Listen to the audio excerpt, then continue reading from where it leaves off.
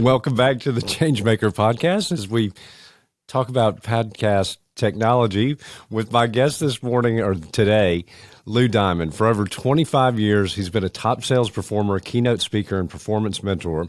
Lou is a consultant, best-selling author, podcast and TV host, and CEO of Thrive, helping businesses, leaders, and brands thrive through the power of connecting. Welcome to the Changemaker podcast, hosted by Deke Copenhaver. Deke is the author of The Changemaker, a Forbes publishing book that has reached #1 on Amazon on multiple occasions and in multiple categories like management skills and total quality management. During this podcast, Deke interviews exceptional change-making leaders.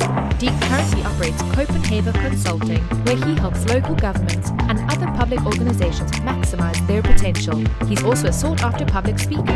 We hope that the Changemaker has an impact on you today and that you find takeaways that make you a better leader in your life. Now, here's Deke. So, Lou, welcome, man, and you're the first person to be our second guest. Deke, I wouldn't expect anything less. I mean, my goodness, we had such a good time the first time around. We had to do it again, but I'm very glad to be here, very honored to be on your amazing show. And having watched you take the podcasting tour of duty, if you would, from inception to moving onward and upward and truly thriving, congrats to you on all the milestones you've hit on this amazing Changemaker podcast episode. Well, I appreciate it. And as I've said, and I've said on the last time you were on the show, that you really helped inspire me to do this. So I just wanted to say thank you up front. Right. You were more than welcome. And I love, there's a community of those of us who love to have conversations. And I've gotten to know a lot of them. And there's like I think there's, they call it this hurdle, right? When you start the podcasting process, like once you get past a certain number of episodes, not only do you start getting more comfortable with it, you start really getting good at it. And then you start craving doing more of them. And you actually look, right? That's what ends up happening. And I bet your brain's gone, well, we could do this on the show, or changing the content, or continuing the lineup of people that you can get in front of you. So I'm a big fan of it, and I'm glad to see that you're enjoying it. So no thanks necessary. You're a natural at it anyway. We knew this. No, but you got to have your inspirations, and you are one of mine. But talking about, I said to you via text that we're going to have a conversation about Speakeasy, your new book. Connect with every conversation, but it's a conversation about conversations, but I think that's the way that you move the needle in society, is people really have to have those conversations and they have to talk to each other. I think the podcast format offers a great opportunity to do that, where I just don't want anybody on where we're just concerned with talking over each other. But talk to me about the book and really about the importance of conversations that you've experienced in the sales world and your business world, everything you do.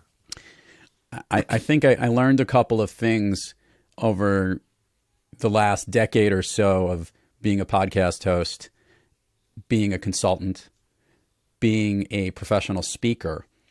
And that is, I learned where every conversation is able to kick off and thrive, and really where every connection begins. And it's the same spot. Every connection begins with a great conversation. Yet you know that not all of the conversations we have, Deke, are great. Not all of the conversations we have connect. And what I realized is that wouldn't it be cool if they all did?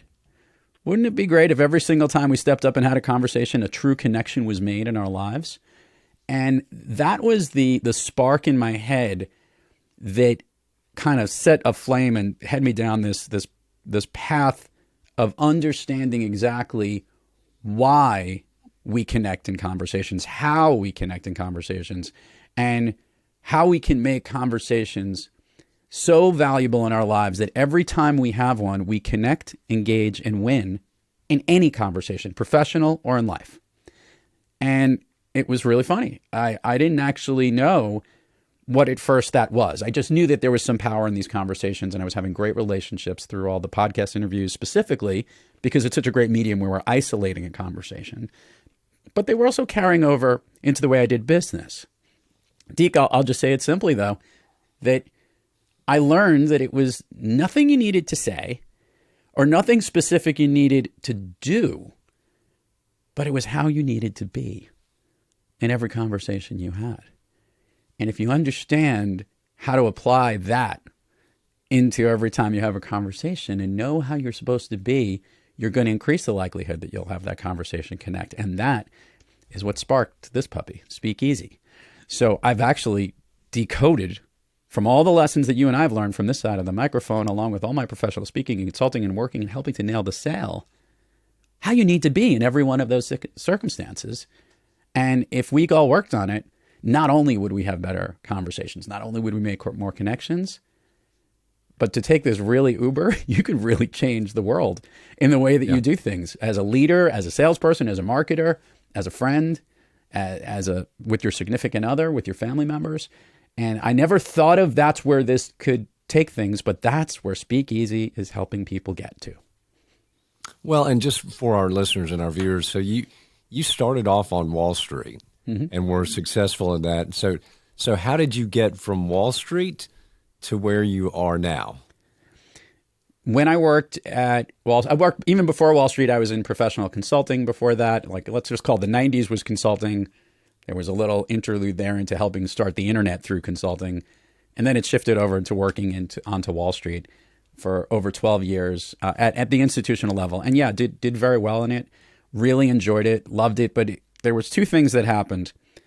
One, that world was changing and becoming very, very highly regulated, making a lot of the stuff that we were doing really challenging. But the second part is that I felt like I was missing out on something, Deke. I felt like I wasn't having all of the conversations I wanted to have. Yeah. I was only speaking with a certain fiefdom, a certain universe of people that was real important, and it was doing well. But there were ways that I was having these conversations, and there was ways I was training people who worked underneath me to have conversations that was actually expanding. That was a real powerful way to do it, and I felt like I was just limited in that space. So I knew I needed to help others understand the power of connecting, which starts with these great conversations. And that's how I started my company, Thrive. So I left Wall Street in around 2014 and started my consultancy really to work with other companies in sales and marketing and leadership, and to help them understand that this language of connecting was where there was the opportunity to truly thrive, hence the name Thrive and Thrive Loud. And that work has helped me really understand where business needs to get to, where our messaging needs to get to, where we have to kind of understand this unique way that I have this philosophy. We're going to call it the Speak Easy way, on how it helps you connect better. And I think one of the real more powerful things, which I was excited about talking to you about, is that while sales and marketing is my expertise, where I really started out, all of these lessons about connecting, Deke, really have become most prevalent and most important today in helping leaders better connect to their people. Yep. Whether it's the 2021 Great Resignation that you've been obviously hearing about, a lot of miscommunication. We're recording this in November, and only a few weeks ago, I mean, I don't know if you've seen some of the worst communication you've ever seen in the FTX leadership that just happened in this crazy crypto company, let alone some foul play taking place as well. Even with what's happening with Elon Musk and Twitter and all of that. The communication that's taking place inside these organizations is not connecting at every level it can be.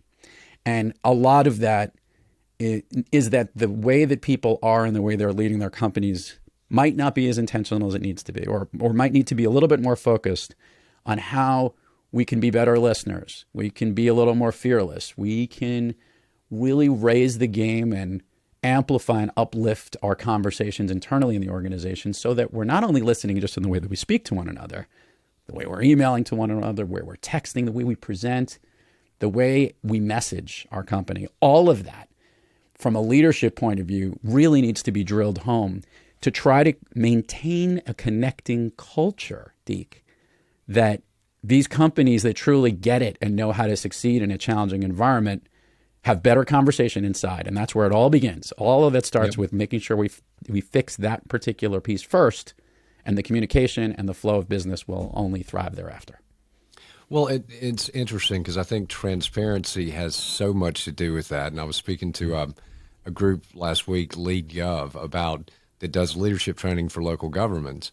But I was telling them the story of I was speaking to a Masters of Public Administration class here at Augusta University, and one of the students was a former cameraman for a local TV station. Cool. And he said, when you were in office, you had an open door policy to where we could walk into your office unless you were in a meeting any day and ask you whatever question we wanted. He said, the current administration, I never made it past the lobby.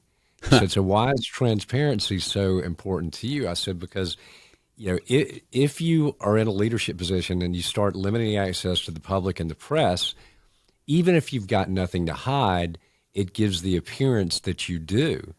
So transparency builds trust, but that's once again, that transparency creates the space to have those conversations. Yeah.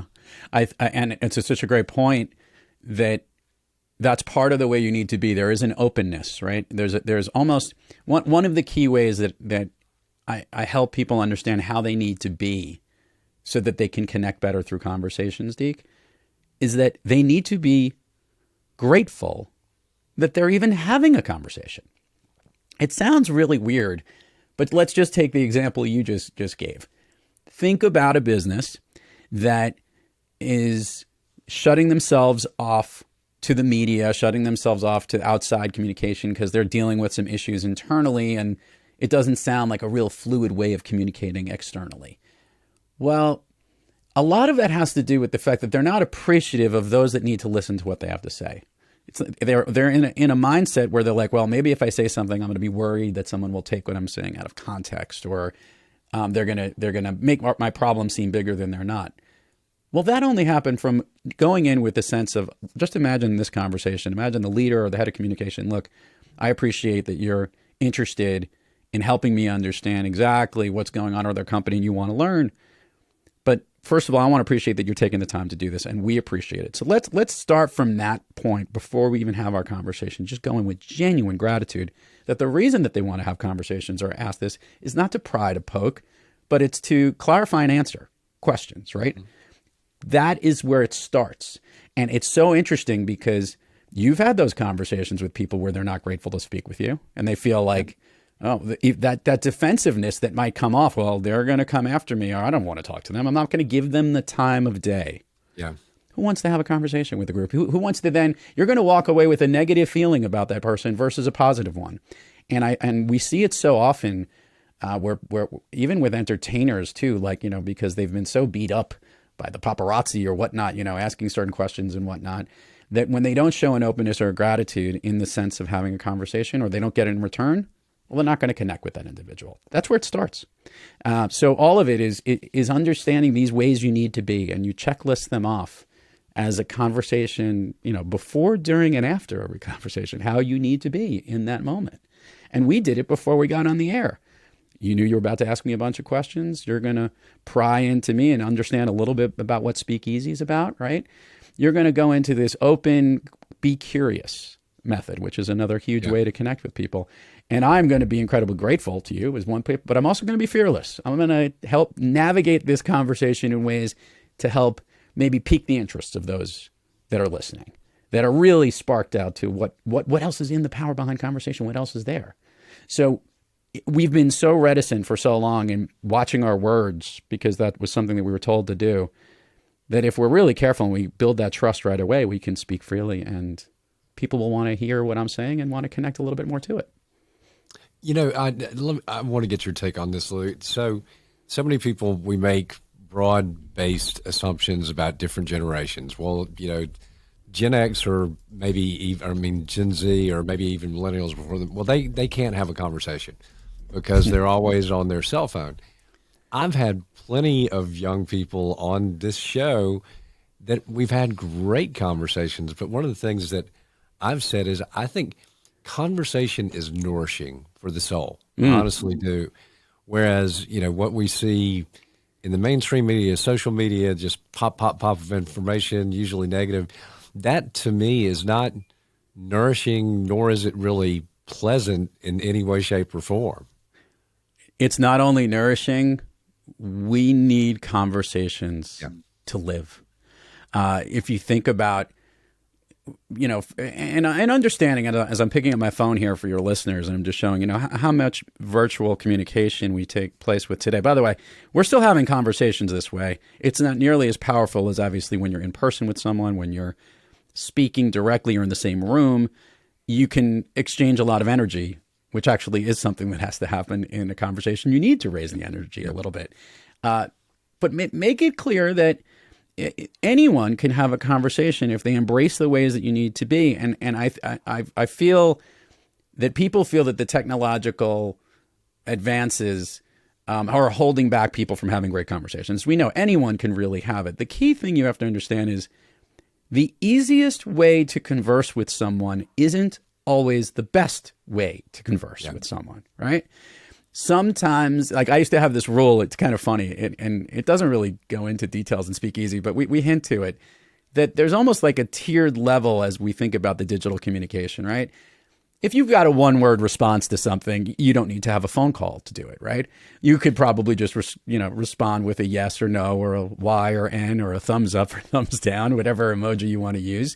And that makes sense for these one-word things. So there's certain parts of technology, like we didn't need the whole phone call to do it. In the old days, you and I would have had to pick up the phone and just get a one-word call, right? 1 second call to do it, which seems so silly. Think about if there was a couple of sentences that exceeded a text that required you to scroll, well, then it probably should be in an email, right? And if an email exceeded a certain amount of paragraphs, well, then it probably should be a conversation. And I think we'll just go to whatever is the easiest. And there's nothing worse. Let's talk about disconnecting culture when you're avoiding having the conversation by using email exclusively. I'm sure you've seen this in organizations. My goodness. My goodness, some of these Magna Cartas that people that are writing to communicate to one another inside of a company can be done so much more powerfully, either by a video chat or in a one-on-one conversation or even a recorded town hall. Leaders need to understand that their voice is really powerful and what we want to connect to, and giving people the opportunity to know that they can, even if just being a fly on the wall or just a listener, can hear one part of a conversation, how important that is to an organization, because we feed off of it. And it is nourishing. It is fulfilling. It energizes us and makes us want to have more of them when we have good conversations, which only grows the connections that we have in our lives. Well, and I think it's, as I say, we can paint with a broad brush across generations, but I think what I've found is the more good conversations I have with younger people, the more they want to have more good conversations, because they get that energy from them and that nourishment that, frankly, we need all the spiritual nourishment and energy we can get these days. I couldn't agree more. I'll even bring this to an example that's happening in the workforce today. Look, the pandemic, I'd say, I don't know if it's behind us, right, at this point. And a lot of the advantages on how we're working today have changed. In many companies, they're in person a certain number of days, and they're virtual a smaller frequency of days. It seems some people are in the office 3 days a week and 3 to 4 days, and maybe they're working virtually from home. And a lot of people who are a little bit higher up in their age number in life, or in whatever generation they're in, don't want to be commuting back into the office as much as they used to. This is something very prevalent in the tri-state area of New York. Commuting is kind of a pain. We got used to not having to commute. Yet we're forgetting something really important that we learned when we were much younger. And specifically in companies that have a culture and have a lot of people in the organization, that it was those little side conversations that we had that we made the connections and relationships, and where we learned the most. To watch how somebody who is a seasoned sales professional plan before a call, or just to get a vibe to see what that individual is doing as they're actually chatting. Those are lessons that I learned as a junior salesperson in my career that helped me grow and know what were certain ways that you can message accordingly and try to connect to your customer. And in leadership, even more so, there's a company I've worked with that's been virtual for a very long time. Deke, they're just now starting to get back into the office, and they're starting to realize how much more efficiently they're getting stuff done, as opposed to going from Zoom to Zoom to Zoom to Zoom and meeting to meeting. This is something that businesses have almost forgotten, because we realized that there was such great connective growth when we were all in one space. We don't always need to be in one space, very similar to, we don't always need to pick up a phone versus having to send a quick text. So I think what it's doing is it's reshaping the way we think about work. And more importantly, it's putting a much more important onus as to when we're working to have the best conversations that we can have with our peers. One company, I love what they do, is they've got work, and I put that in quotes here for your listeners. They've got work from the morning until about 12:30. And then they have this free window of time for special projects, conversations, networking opportunities, training initiatives, learning groups, lunch and learn type of things, to create a culture that when they're in office, that there are more conversations happening in the afternoon than there ever could be. And the work is getting done.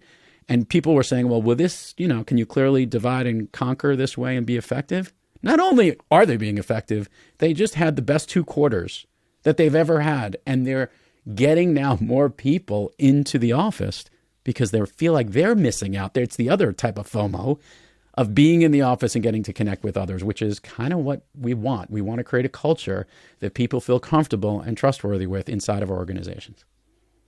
Well, I think, one of the issues that we have as a country, frankly, we have every place, is polarization and people being in silos. And I think there are certain individuals that probably profit from polarization, but we are human animals. And I see, and it's, as far as trusting somebody, if you've met them and had a conversation with them, rather than had somebody just tell you, well, that's the way this guy thinks, it builds that trust. And I agree with you. I think conversations can change the world. I'll bring it back to this one point that I opened up with, and that is, any of your listeners, just step back and think about someone that's an important person in your life, someone that's a connection. It could be a business person, a mentor, a coach, maybe someone that you used to work for. It could be somebody you currently work for. And think about how your relationship with that individual began. And if you go all the way back to the first time you connected with that person, odds are it was a conversation. It was just an introductory conversation. It could have been a networking call. It could have been a networking meeting or an interview, whatever it may have been. Think about that first conversation and how many more conversations you've had since and what that relationship looks like. Well, what it really shows is that when we have that conversation, we connect. And part of the joy and the gift that every conversation is a gift. I want to make that part about appreciating an opportunity. Every conversation is a gift. There's millions and billions of people in the world, and you would think we could have a conversation every minute. Deke, we don't. We're busy people. Yeah. We've got lots of things to do. We've got, lives that are running and jobs and responsibilities, and there's only so much time and space that we can get to everyone on this planet, and we're only here for a certain amount of time. So if you treated that one conversation as a gift and you realize how important it would be, even if you don't agree with what the other person speaks. It doesn't have to be just a complimentary fun conversation. It could be an argument. It could be a disagreement of terms. What it will do is 2 important things. One, it'll get us talking and get us to bring out the issues that are happening and get all the beliefs that we have on the other side. And 2, it'll get us a chance to see someone else's perspective, step into that person's world and hear how they see things, kind of take an empathetic approach and a real curious nature to understanding what's going on in their world. Why do they see things this way? Why do I see things so much differently? Well, it's the lack of conversation, to your point. When you polarize things, there are people that are benefiting from it. But from a toxicity point of view, it's not very healthy. It actually is keeping us away. So having more of those conversations, even if I'll take this from a business point of view and from a political point of view. Sometimes people want to have 2 takes on how they should approach a certain business project. Could be whether to go after a certain client. It could be to determine if you want to keep a certain employee in your organization, if you want to merge and mix your teams together, if you want to grow and expand, whatever it might be, right? There's always 2 sides to a story, and the only way that those stories get hashed out is by really talking through all of the issues. And what's happened, unfortunately, you've seen it, and no one's more of a bring people together than you, Deke. But when people are on different sides of the world, it becomes ugly, and they're all fighting for whatever they really care for. Yep. But it becomes a very selfish way of looking at things. Conversations are meant so that we can be selfless and start to understand what somebody else thinks. I know the state that you come from is at odds, is a perfect example of that polarity that's going on. And what's unfortunate is that we've learned that this divide is profitable and economical for some, and people just keep feeding that engine. But there's more of us that want to bring this stuff together. And we see what happens when we do.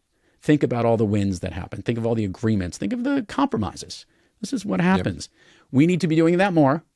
And we need to actually be thinking about that one statement. Who am I shortchanging if I'm not having a conversation with someone? I'm pointing to myself right here, listeners. You shortchange yourself if you don't engage in the conversation with someone. You're missing out on an opportunity to learn. You're missing out on an opportunity to grow. You miss out on an opportunity to give something of yours to someone else to make this world a better place. You know, and that's why I love, and I know that's why you love doing podcasts, because I just love having these conversations. But I'll tell you, the power of conversations too. So you touched on, we've talked about curiosity.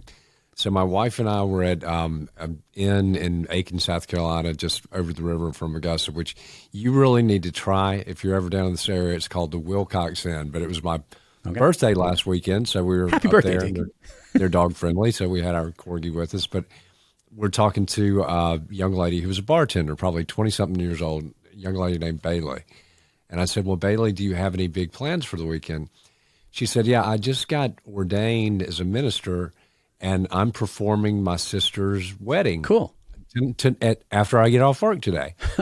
And we've said, you know, we're so proud of you. That's so cool. And we're just, because I think it is extremely cool that she would do that and that her sister would ask her. But then when we were checking out the next day, she said, I just want to tell you, thank you so much for your words of encouragement. That meant so much to me because I was really nervous there. But just that one little thing, do you have anything going on this weekend? And that conversation sparked from just that question.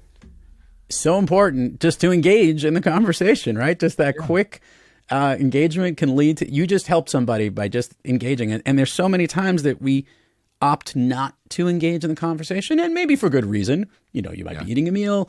It might just not come up, but think about it. That one little instance gave her that thought of, hey, you're going to do a great job. It's going to be awesome. And I'm sure it was. And what a really cool story. And by the way, everyone won in that conversation. She won because she gained the confidence of learning how exciting it was that she was doing this for her family. You got to learn about something really cool shared here on the show. And guess what? Her sister got to win because she got a cool memory that she'll never be able to forget. She'll never forget who married her. So those conversations, those moments in life are so important. And there's so many of them that we don't think about it, but they do make up the activities that we have in our lives, every one of those conversations. And it's just such a cool thing. And I loved it. Thank you for sharing that story. Really cool. Yeah. Well, I think it was shortly after I started this podcast, Dov Barron. Yeah, Dov. Love Dov. Both know. Love Dov. He is an amazing dude. But he said, are you learning from your guests? And I said, absolutely. And that's what I love most about this too, is it's a win-win situation because hopefully, you know, I'm giving guests a chance to teach others and help improve their lives. But I learn something every time I do a new interview. And so that's the older I get, the more I love learning. Yeah. And by the way, that's the secret gift of podcasting for those who do not host podcast shows, who are your listeners. It's absolutely like one of the greatest gifts that you don't know about initially. You don't know that you get to basically go to podcast university when you're on the other side of the show from some of the incredible people you've been able to speak to. I just recently did this with a whole bunch of interns that work on my team, helping to produce my podcast, Thrive Loud. And that was we focused on looking back at certain guests that we've had, and that made me go back and listen to the great John C. Maxwell, who doesn't live too far from you, and one of the greatest leadership coaches. And I forgot how much I learned in one episode. And by re-listening to it, how I forgot something that I learned from him in that particular episode. So just what a wonderful gift. And that was just one guest. And we've had over 800 guests. So my brain's about to explode, Deke. I don't know. And I think that's kind of how Speakeasy came out, because what I realized was it was too difficult to summarize all of the things that I learned from so many different guests, but I did learn how to summarize how we can connect with every one of these conversations. Because in each one of the interviews I've had, there was a moment, if not a whole series of moments, where a connection was made. And sometimes the listeners don't get a chance to hear it because it happens maybe after we hit the turn off the record button and the conversation continues, or it was something that happened before the episode began. So I reiterate, we don't think of conversations as these connecting elements because we're so focused on trying to make the sale, trying to do the marketing, trying to win the campaign, trying to get our point across, where there's so much more that can be achieved when we connect in that conversation medium, whatever it is, from an interview, from talking at work, a quick chat at lunch, a Zoom call, a phone call, or even a text exchange back and forth with somebody where it's appropriate. It's amazing what you can do in just that interaction. Well, I think part of what I try to do, and my wife and I were talking about it, ours is the safe space where everybody goes. If somebody's having trouble in their marriage, our house, not that it's drama-free completely, but for the most part, it is. But creating those safe spaces where people feel free to have those conversations and they don't feel as though they're going to be judged. And that's what I know you do. You're very easy to talk to, but it reminds me of my dad when I first started coming into leadership positions, sharing boards of directors and everything. He gave me a piece of advice that benefited me extremely well in the 9 years in the mayor's office. He said, don't speak just to hear yourself talk. and you so often see that it's kind of like, well, I've got to interrupt you to get my point across. But it's like, let people just, hear them out and let them get their point across before you try to jump in and make your point. Conversation flows much more smoothly that way if you're a good listener. If the old adage, you have two ears and one mouth, use them proportionally, is one that I love to abide by. And I think it's important, and it shows how important it is to ask great questions. If there's one thing that interviewing and being a conversationalist has helped me do better in other aspects of business, sales, marketing, leadership, in that role, what the conversations have done is it's not only helped me understand how to ask better questions, it's helped me get out of the way and put whatever is on my agenda aside and learn about someone else's agenda and recognize that where we're going to connect is where, and I use this term often, which I think your listeners will like, I learned what the currency of connection is, Deke. The currency that we exchange when we connect with other people is help.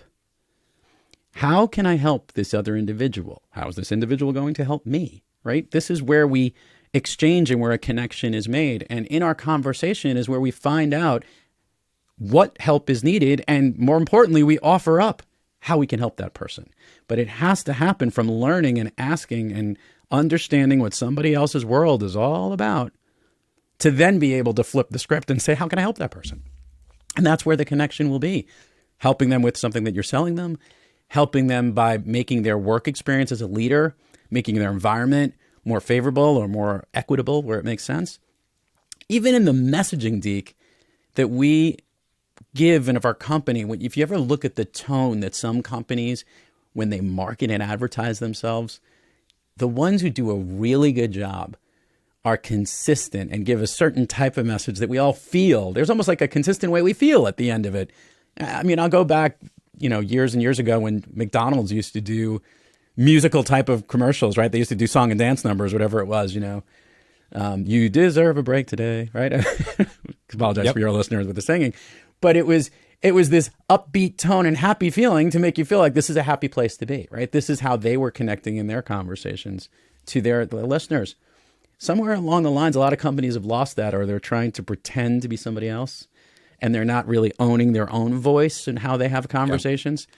Such an essential thing to do, and know what your own unique voice is as an organization and what people are listening to within that, and making sure you stick with it too, like own up to it. Because when you try to divert and you're too uncertain, not only will you not make the sale, your message might get lost. Well, let me ask you this, Luke, because you're more experienced of a podcaster as I am, than I am. But oftentimes I'll have guests say, send me a list of the questions, and I've said I don't do that. Here are some of the topics we might discuss, but I don't come up with a static list of questions because I think it's more organic and it's more authentic if it's not so scripted. And I kind of took that from my time in office. And I still don't do this. I don't write speeches because I feel like if you open yourself up to the audience and they know it's unscripted, it's kind of like live without a net. Mm-hmm. I think that becomes more of a connection point. What are your thoughts on that?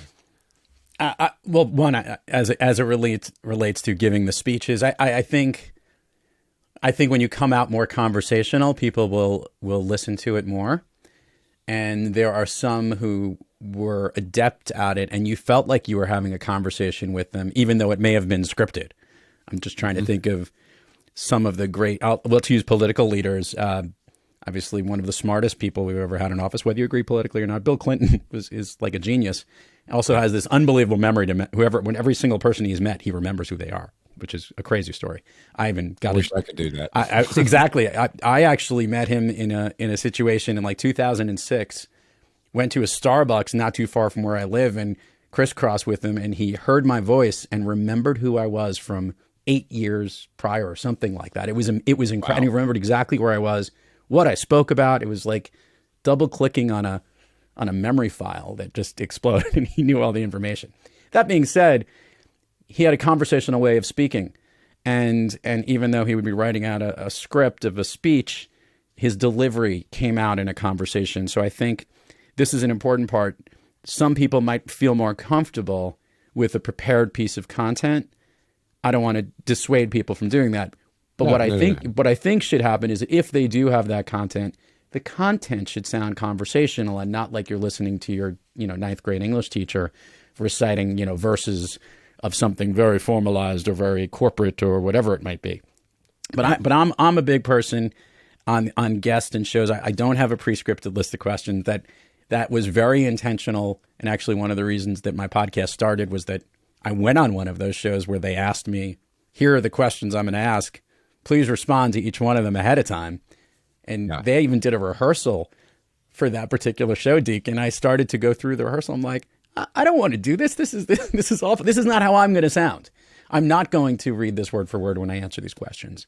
And that wasn't the best version of myself. The best version of yourself will come off in a more natural conversation than a pre-scripted written piece of content. That's not to say that you can't practice it. And I know professional speakers who are so good at delivering their message that it feels like it's conversational, but they've got it from A to Z. So it's just the conversational delivery that to me is most important versus however the content is prepared. Yeah, well, and it is each to his own, but I'll tell you, you'll appreciate this because I know you've done a TEDx talk or probably multiple ones. So when they assigned me my coach for my TEDx talk, and he said, well, okay, send me a draft. And I'm like, I don't do drafts. So he was freaking out, but I think it worked out fine. But it's once again, each to his own. And yes, I've seen lots of people that have written their stuff that are so good at it. They sound conversational.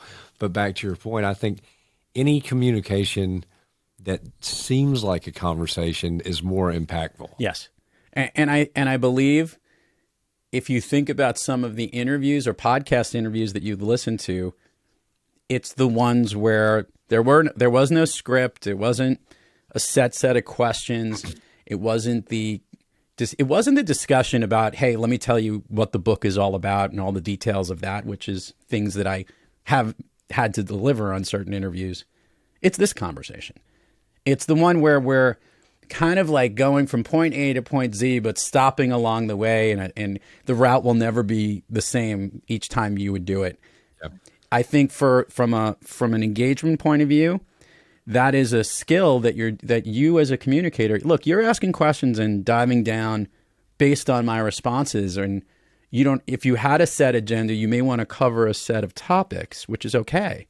I like agendas. I like agendas to make sure you get to you have to get to an endpoint, specifically in a business meeting. However, what's really, really important is to make sure that the conversation feels like you're trying to connect with that other person, not I'm just trying to spew out what's important to me. That's the important. That's a key thing. There has to be that exchange of help that has to come through, and that's real important. And I always, hopefully, my listeners, viewers, your listeners, viewers, feel like they're a part of an intimate conversation. So there's that connection as well. Yeah. No, absolutely. So, Well, go ahead. go ahead. No, your show. I'm listening now. No, you go.